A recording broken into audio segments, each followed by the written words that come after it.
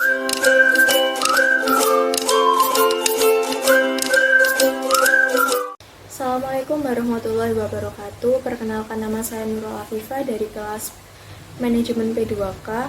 Video ini dibuat untuk memenuhi ujian akhir semester 7 mata kuliah perilaku konsumen. Saya sedang bersama narasumber satu yang mewakili generasi Y milenial. Sebelum masuk ke pertanyaan, izinkan Mbak Iva memperkenalkan diri. Nama saya Nadia Rifatul Hanifah, usia saya 22 tahun. Baik Mbak Iva, langsung saja ke pertanyaan. Di sini ada 7 pertanyaan yang akan saya tanyakan. Yang pertama, untuk masalah terkait pembelian, berapa sering Anda melakukan pembelian dalam sebulan? Misalnya kebutuhan bulanan, fashion, dan lain sebagainya. Biasanya saya sebulan itu sekitar 3 kali, belanja 3 kali. Bagaimana proses pengambilan keputusan ketika Anda berencana membeli suatu produk? Apa ada cek produk dulu sebelum memutuskan pembelian produk barang tersebut? Iya, saya cek dulu apakah barang ini tuh bagus atau tidak, worth it atau tidak, terus menyesuaikan dengan budget yang saya miliki. Dan dari mana Anda mendapatkan informasi mengenai produk yang akan Anda beli? Biasanya itu ya dari TikTok, dari Instagram, dari Shopee gitu. Setelah melakukan keputusan pembelian, Anda biasanya membeli produk melalui apa? Biasanya sih paling sering itu lewat Shopee. Sebulan 3 kali itu barang Iya, apa yang dibeli? sekitar 3 kalian lah. Barang biasanya macam-macam, kadang masker, kadang skincare, kadang baju, celana gitu. Dan metode pembayaran apa yang Anda lakukan? Pakai Shopee Pay. Soalnya itu kan kalau gratis ongkir pakainya Shopee Pay. Kalau COD nanti dapatnya malah ongkirnya mahal. Menurut Anda apa yang paling mempengaruhi keputusan pembelian Anda? Yang mempengaruhi itu biasanya sih ya kalau skincare saya habis atau saya butuh fashion untuk OOTD, kalau mau jalan-jalan gitu saya beli. Itu pun kalau punya uang, kalau enggak ya enggak.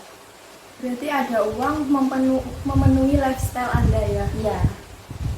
Apa saja faktor kunci yang menghalangi Anda untuk melakukan pembelian barang tersebut?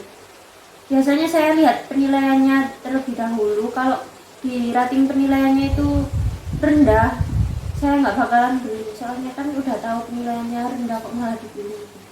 Oh, baik. Yang pertanyaan ke-6, bagaimana menurut Anda mengenai harga produk yang akan Anda beli? Apakah terjangkau, kualitas produk bagus, atau ada alasan lainnya? Jika membutuhkan dan kualitas produknya bagus, kita membutuhkan barang itu. Pertanyaan terakhir, bagaimana tingkat kepuasan Anda terhadap produk yang Anda beli tersebut? Sangat puas, soalnya kan sebelum membeli saya selalu melihat ulasan terlebih dahulu, rating penilaiannya. Jadi kalau penilaiannya bagus-bagus pasti saya beli. Terima kasih Mbak Iva atas pertanyaan dan jawaban yang Anda berikan. Kurang lebihnya mohon maaf. Terima kasih. Selanjutnya saya bersama narasumber yang kedua mewakili generasi Y atau milenial. Sebelum memasuki pertanyaan, izinkan Mbak Inun memperkenalkan diri. Nama saya Ainun, umur 22 tahun. Pertama, untuk masalah terkait pembelian, berapa sering Anda melakukan pembelian dalam sebulan? Misalnya membeli kebutuhan bulanan, fashion, dan lain sebagainya. Kalau dalam 1 bulan biasanya cuma 1-2 kali sih.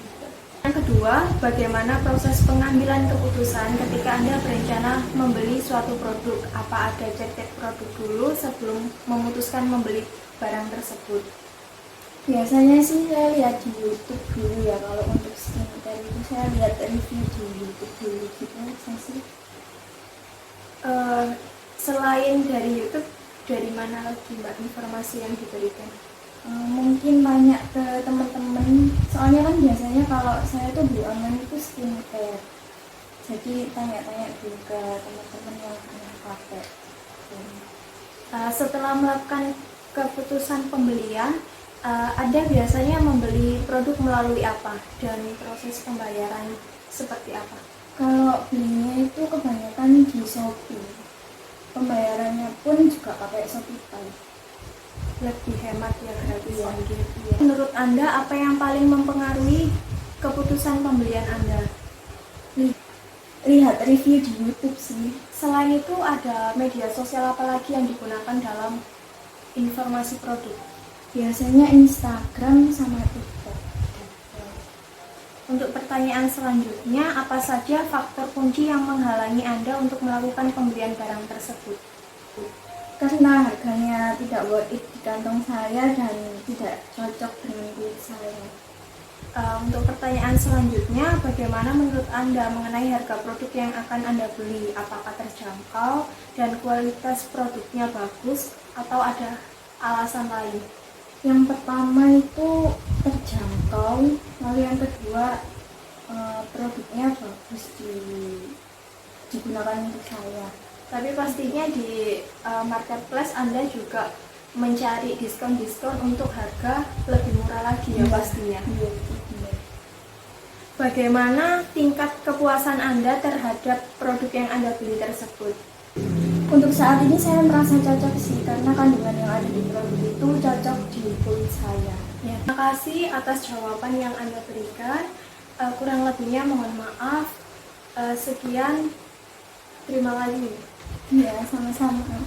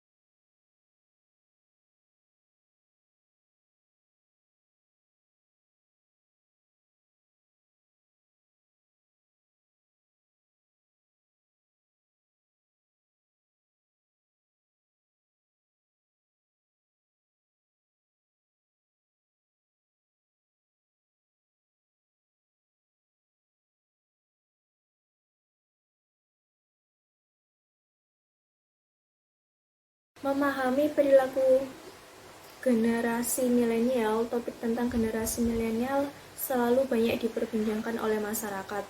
Tidak hanya dari segi pendidikan dan teknologi, tetapi juga perilaku milenial yang berbeda dengan generasi sebelumnya. Generasi milenial yang biasa disebut generasi Y, mereka yang lahir pada kisaran 1980 sampai 2000-an, dilansir dari akurat.co. Milenial adalah generasi pertama dengan status digital native. Tiga teknologi yang lekat pada milenial adalah televisi berwarna, handphone, dan internet. Survei Alfarah Research Center pada tahun 2018 menyebutkan bahwa milenial memiliki 9 perilaku yang melekat. Yang pertama yaitu kecanduan internet. Milenial rata-rata konsumsi internetnya 7 jam sehari. Yang kedua yaitu mudah berpaling ke lain hati. Loyalitas milenial terhadap merek atau produk rendah. Ini juga berlaku bagi pasangan. 3. Kerja cepat, kerja cerdas. Milenial bukan generasi pemalas. Mereka bisa bekerja lebih efektif. Yang keempat, liburan kapan saja dan di mana saja. Traveling adalah kebutuhan primer untuk menunjukkan jati diri bagi milenial. Yang kelima, bisa apa saja. Multitasking, melakukan 2-3 pekerjaan sekaligus. 6. Dompet tipis. Milenial lebih suka dan lebih sering bertransaksi secara cashless atau non-tunai. Yang 7, cuek dengan politik. Milenial menganggap politik adalah urusan orang tua. Yang ke-8, suka berbagi. Milenial memiliki kemurahan hati untuk berbagi dan aktivitas sosial. Yang ke-9 dan yang terakhir ini, tidak harus memiliki. Selama bisa menyewa, memiliki barang bukanlah suatu keharusan.